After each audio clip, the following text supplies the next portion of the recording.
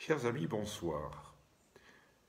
J'ai été contacté à de nombreuses reprises par des adhérents qui s'inquiétaient de l'épidémie de Covid-19 qui sévit dans les abattoirs. Alors effectivement, j'avais été alerté il y a plusieurs jours et j'ai fait donc une petite enquête.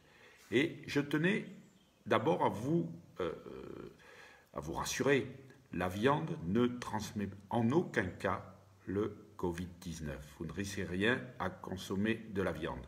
Je sais que certains groupes véganes extrémistes profitent de la nouvelle pour dire que la viande est coupable de tous les maux que nous constatons. Non, alors je vais vous expliquer, c'est finalement relativement simple.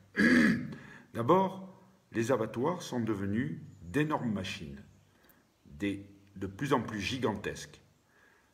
Et comme le travail est un travail extrêmement dur, extrêmement peu gratifiant et peu payé, il est pratiqué par des gens qu'on fait venir de pays pauvres, qu'on héberge dans des foyers où il y a une surpopulation, où il n'y a pas de distanciation sociale et donc des personnes qui, de plus, ne sont pas habituées, accoutumées à une hygiène parfaite. Or, un abattoir, c'est un milieu extrêmement favorable à tous les germes. Ils s'y multiplient, il y a une atmosphère donc très riche en vapeur d'eau, puisque on passe le jet pour nettoyer régulièrement, et tout ça est favorable à une pullulation microbienne. Et donc, dans ces microbes, évidemment, il y a des virus. Et de plus, les conditions, il y a des frigos dans lesquels on peut attraper froid, etc. Donc, tout ça crée des conditions optimum pour attraper donc un virus. C'est ce qui s'est passé, et beaucoup d'abattoirs dans le monde, puisqu'il y a un virus circulant qui s'appelle le Covid-19, a profité de ces conditions. Mais à l'occasion de cet événement, qui en fait n'en est pas un parce qu'il a des explications absolument logiques, on veut bien sûr continuer à nous faire peur avec ce virus, ce coronavirus, en parlant donc de la présence donc de cette maladie et qu'elle continue, vous savez, on nous fait croire qu'il va y avoir une deuxième vague, une troisième vague, que le virus va s'installer de façon chronique dans le pays. Et ça contribue, cette nouvelle est, je dirais même, surexploitée par le système pour vous faire peur. Donc, n'ayez pas peur.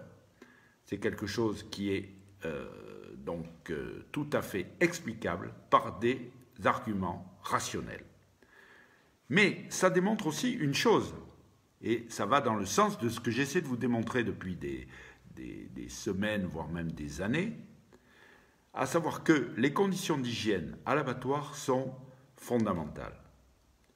Si on ne respecte pas les conditions d'hygiène, la moindre faute d'hygiène peut avoir des conséquences absolument désastreuses. Et c'est le cas de l'abattage halal, parce que l'abattage halal permet donc à des bactéries qui sont contenues dans l'estomac des animaux de se répandre dans le milieu extérieur. Et évidemment de contaminer les personnes qui interviennent dans l'abattoir et ensuite qui sortent de l'abattoir et vont porter ces germes, évidemment, à la ville, voire même à l'hôpital. Et ça sera l'occasion d'ailleurs d'un grand travail que nous sommes en train de faire, donc de démontrer que les problèmes d'antibiorésistance à l'hôpital sont extrêmement préoccupants pour la santé. Nous sommes en train d'y travailler par un rapport que j'ai confié à un expert reconnu, bien entendu, qui sera l'occasion de faire une action devant la Cour de justice européenne pour exiger que l'abattage halal soit interdit. Donc, vous voyez, à l'occasion de cette poussée, de ce fait divers, si j'ose dire, de coronavirus dans les abattoirs, ça permet de démontrer que les conditions d'hygiène sont fondamentales et que la moindre faute peut être l'occasion de troubles extrêmement graves. Voilà ce que je voulais vous dire ce soir. N'ayez pas peur du virus, N'ayez pas peur de consommer de la viande. Par contre aussi, c'est quand même, et je terminerai là-dessus, ça pose aussi le problème de l'élevage, de la conduite de l'élevage d'une manière générale, et de la massification de la consommation et de la distribution de nourriture. Ça, c'est un problème qui nous fait nous écarter de la manière naturelle de se nourrir et de vivre, qui est quand même un problème de notre société moderne. Voilà, chers amis, ce que je voulais vous dire ce soir, et je vous souhaite une bonne soirée